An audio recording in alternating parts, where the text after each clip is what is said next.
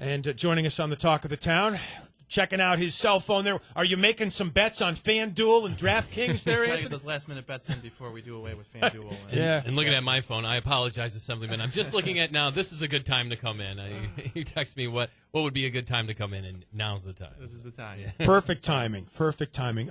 Airline travel? Do you travel a lot? Not a whole lot. I mean, Yeah. usually a couple times a year I'll take a trip for either business or for family. So next time is probably after Christmas. We'll go away with the kids and take an airplane. Yeah, maybe kind of like Joe Marino is headed off with the 4 kids to Disney. He and the wife there. That'll be fun. We did that over the summer. So Did you do that? So we were talking about annoying airline types of people, annoying stereotypes there. The backseat kicker, the person who's a little talking too loud or whatever. Do you have a pet peeve when you do travel on an airline? I mean, I guess, I understand some people get frustrated with kids, but until you have kids, Right. You kind of understand how hard it is to keep them quiet on an airplane, so you got to bring a lot of stuff to entertain them. But, I dread the middle seat. I think most people dread the middle seat, Yeah. so I either have to be on the aisle or at the window. But other than that, I'm pretty laid back and easygoing. For People sure. don't get to me too much. We're just kind of recalibrating all the equipment, so get a little closer to the mic if you There we can go. there. All We're right. having some issues with the equipment there. Now that's a lot better there. The transportation spending bill cutting funding to the area here, and I know you've been a proponent of that and trying to kind of turn it around in the other direction. What's going on? What's the latest with that? Well, this is a big deal. There's about $820 million that's going to be cut in public transportation funding, and it's really targeted towards 8 northeastern states, New York being one of them. So what that would mean for our area is Central would lose about $2 million per year from the federal government. And what stinks about this whole thing is the federal government passed a transportation bill. It's nice they passed a transportation bill, but in the middle of the night, when most northeastern Congress members weren't there, they put this amendment forward that cuts public transportation targeted towards New York and these other northeastern states. So what it's going to lead to is it's going to lead to cutbacks in service. If it goes through, cutbacks in service, cutback in the number of routes that Central can provide. And for people who don't own a car, I mean, sometimes we take these things for granted, but if you don't own a car, the way you get to work is the bus. The way you get to school is the bus. The way you get to a doctor appointment is the bus. Especially for elderly and disabled, you use the Central system to get to where you have to go. And the less money that they have from the feds, that's going to translate to higher or less routes for citizens in our area.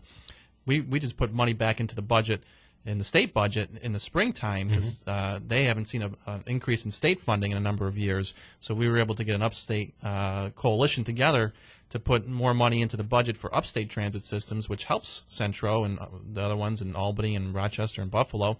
But now we're going to be back to square one if these federal cuts go through. Yeah, and at that point they were facing some financial difficulties as well at the time. I know they may have ramped down a few transportation routes and tried to tie a few things together to make it easier on them and cut a few costs there. So this will be pretty much instrumental in keeping them afloat. I mean, we hear a lot from constituents that rely on it specifically for work. It's already hard, because the bus doesn't go everywhere. So if you work somewhere where there's not a bus route, it's very difficult to get there. If you have to be at your job at a particular hour and the bus doesn't come or they cut back that route or don't go to that stop anymore, now you got to find another way to get to work. So it affects people's livelihood and their ability to go to work and become productive members of society. Assemblyman Anthony Brindisi joining us on the Talk of the Town at 100.7 FM WUTQ. If you want to call in, you can 624-0870 or call or text us at 623-0373. Big news about the medical marijuana being pushed through yesterday for emergency use, at least to start with, and it was great news for the Culway family, who you're aware of. We talked with Senator Joe Griffo about it this morning. Still some logistics to work out with how they go about utilizing the marijuana that they might have to go to travel to Connecticut to pick up or something like that, and some logistics. Obviously, then, if you use it there, how long do you have to wait till you can come back to New York State? You can't bring it back into the state across state borders. Yeah, It's going to be a challenge. The actual medical marijuana program is supposed to be up and running by January. There's some people out there who don't think that's going to be the case, and I think that's why the governor went ahead and signed this particular piece of legislation to get emergency access.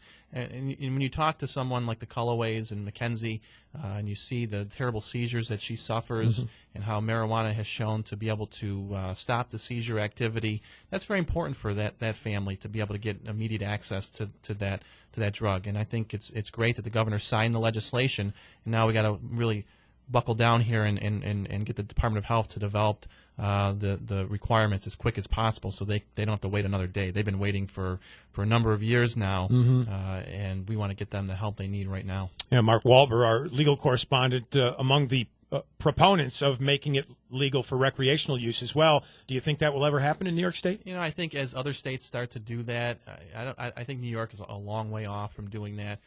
For me, I'd like to see what happens in other states right now, like Colorado or Washington, states that have legalized it. What are the long-term effects in terms of increased costs for health care, for drug treatment, for crime? So let's study it a little bit before we go into that.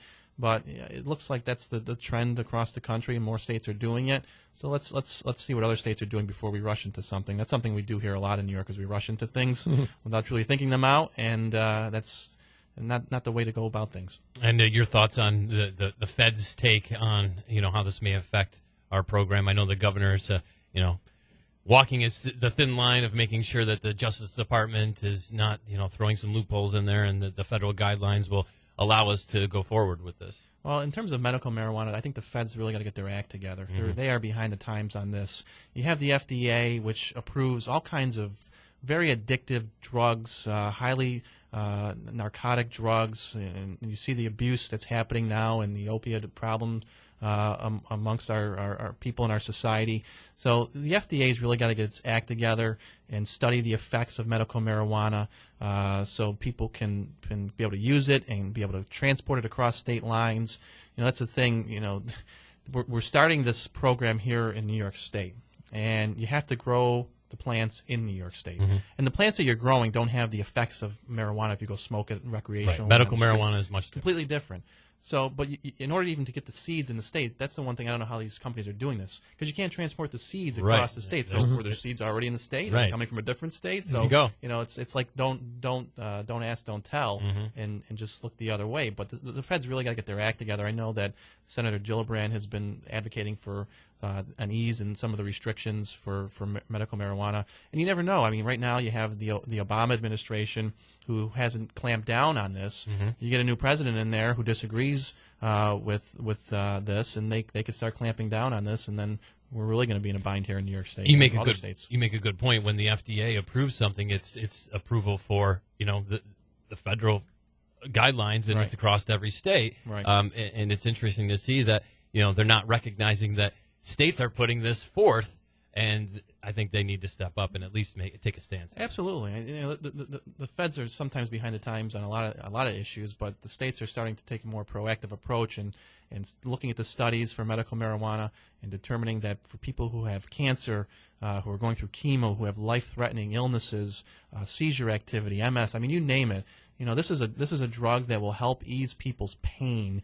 Why would you not want to try and study that and make sure that people are getting it so they don't have to suffer when they're facing one of these terminal illnesses? I mean, I take my own mother, for example, who died of cancer. She went through awful experience with chemotherapy, and this is something that probably could have helped her during that time period. It's not going to cure any illness, but it's certainly going to ease the pain for people who are suffering from all these terminal illnesses. And for me, as a family member who've seen something like that, I would never want to deny any person the right to be able to use it to help ease their pain if they're suffering from a terminal illness. And when you meet someone like Mackenzie, a 12-year-old girl, it's tough to look in your heart and deny something like that. She made her and her mother made a good point this morning, in which they have friends in the state of Vermont that have been seizure-free for over 2 years, right, due to the fact. And Mackenzie dealing with over the past couple months a chipped tooth, yep, and also a scar on her face. Yep. She has to walk around with, I'm sure she loves her dog Bella, but yeah, a service dog. Yep. And I know you've brought Mackenzie to the Capitol, yeah, to maybe help make that point and get that across. They were tremendous advocates for this. They came out to the Capitol a number of times Mackenzie was there, her mom, her aunt, her sister. They were there a number of times. They've lobbied with Senator Gillibrand for some federal changes.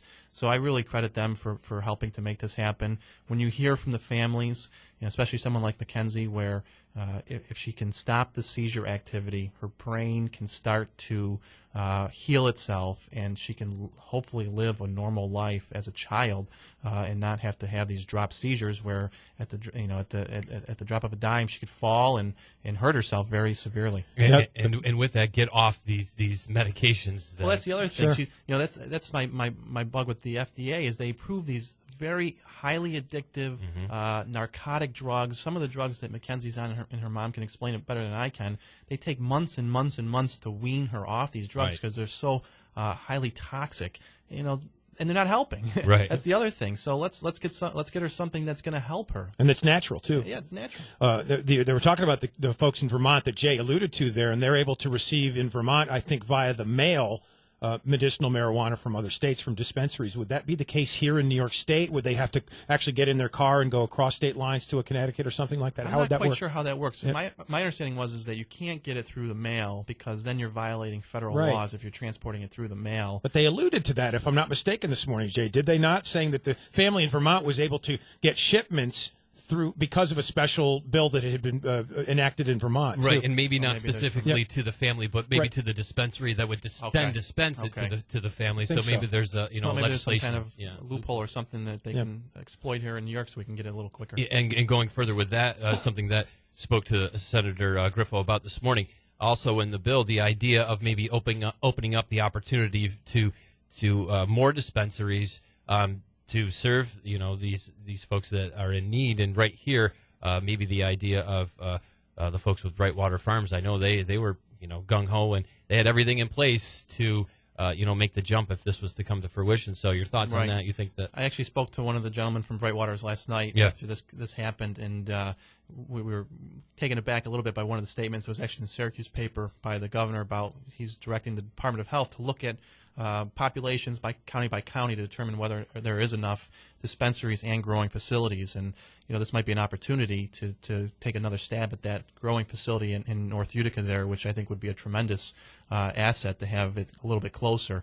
Right now, if under this program, once it's up and running in January, the full medical marijuana program, I think the closest dispensary was Onondaga County. Right. So if we can get something a little bit closer here, that would be great for people in this area. Do you have a couple more minutes to spare Sure, this? absolutely. We just got a quick break and then come back and ask you about the Common Core battle, the latest on that, and a couple of other topics as well. It's Assemblyman Anthony Brindisi on the Talk of the Town at 100.7 FM WUTQ. We'll be right back. 9:46 on the Talk of the Town with Assemblyman Anthony Brindisi joining us in studio at 100.7 FM WUTQ, talking about various topics from the medical marijuana emergency use bill that was passed yesterday to Common Core, which we're going to get into as well. Also began talking a little bit about the transportation bill, Jay. Yeah, that's interesting. And, Anthony, just wanted to, we were talking about this, at the beginning of the conversation here, but the idea of them voting on this and passing the highway bill and really not being in session, looking forward to this, how Congressman Hanna voted, for this to be defunded, I guess, in a way, and then maybe coming back and saying, we need to look at this, and I'm going to try to help get this funding in there. Right. Thoughts on that? See, I'm not sure how the logistics played out in the House of Representatives. I know Congressman Hanna supported the transportation bill as a whole, but this was an amendment to that that was passed during the night when I understand when he wasn't there, and I don't think any of the northeastern senators that are from these 8 states were even present to make a stink about it. But still, his vote came in. Right. But I mean, what strikes me about the whole thing is, I don't want to get into a partisan debate, but the House of Representatives are controlled by Republicans under Paul Ryan. Mm-hmm. You're targeting 8 states in the Northeast that happen to be all blue Democratic states. It stinks of politics at its worst. Overnight. That's not the way to handle things. I mean, you got to try and do things open and transparent, and when the members that are actually representing those states are there to try and debate or block it, or I don't know what the process is in the House, but do something. You think that was sneaky politics by having the highway bill passed and then throwing that amendment in there? Absolutely. You know, this is, I don't know if this is something that was discussed earlier, but obviously this is something that affects 50% of all public transportation in the country is in those 8 states. Right. So you're cutting funding that's going to affect half of all public transportation in the United States. And not speaking for him, but do you think that maybe that Congressman Hanna was taken back by that? Maybe he didn't really. Yeah, I did speak to him afterwards, and I know he's trying to do what he can to try and restore that. The good news is, and Senator Schumer was in town yesterday, and I brought this up with him as well, now that there's a transportation bill passed, the Senate and the House conference committees have to come together and reconcile the differences between the two versions.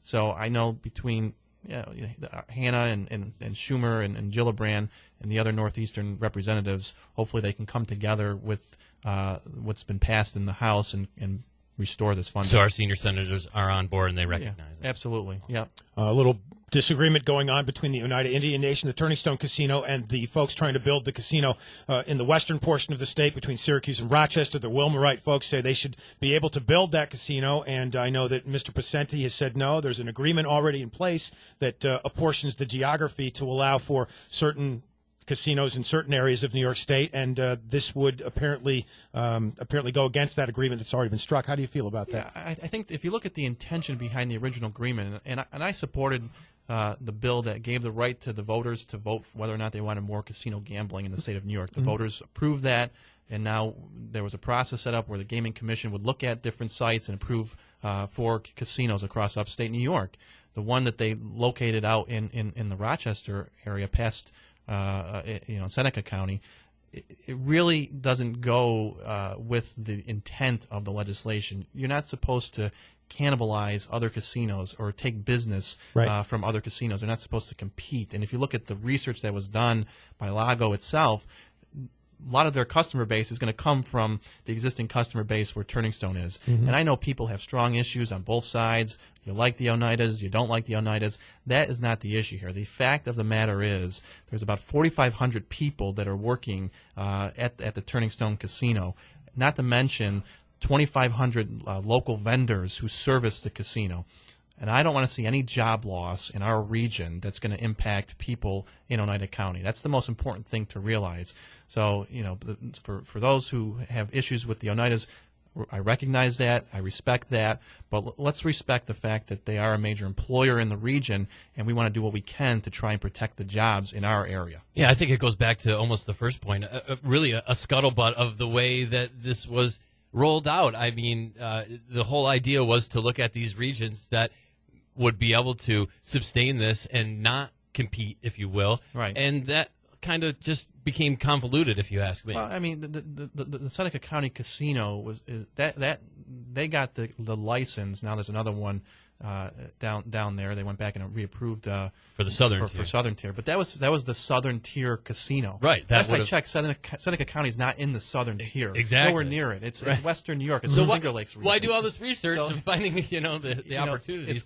It's going to directly compete with the Turning Stone. It's going to impact jobs in our area. They're already building that. They don't have their license yet, but they're already building that. It just seems crazy to me. Let's sit back and learn the lessons of other states like New Jersey and Atlantic City, where the casinos are going out of business there. So let's not put more casinos in the state that are going to just compete against each other and eventually all dry up. Let's do this in a smart way. All right. You've been an advocate for studying the Common Core system and maybe revamping it if necessary. And I know it looks like Governor Cuomo's finally coming around on that issue as well. Are we going to get somewhere with that study now and revamp it, or will it be wiped out completely, do you think? Well, I think the issue of wiping it out completely, one thing that I think will happen if New York State got out of Common Core altogether is the U.S. Department of Education would come back at us pretty heavily. So we have to look at it as a whole and figure out what's working, what's not working. Because I think there are good parts about Common Core that are worth keeping, but there's some areas obviously that we have to take a look at.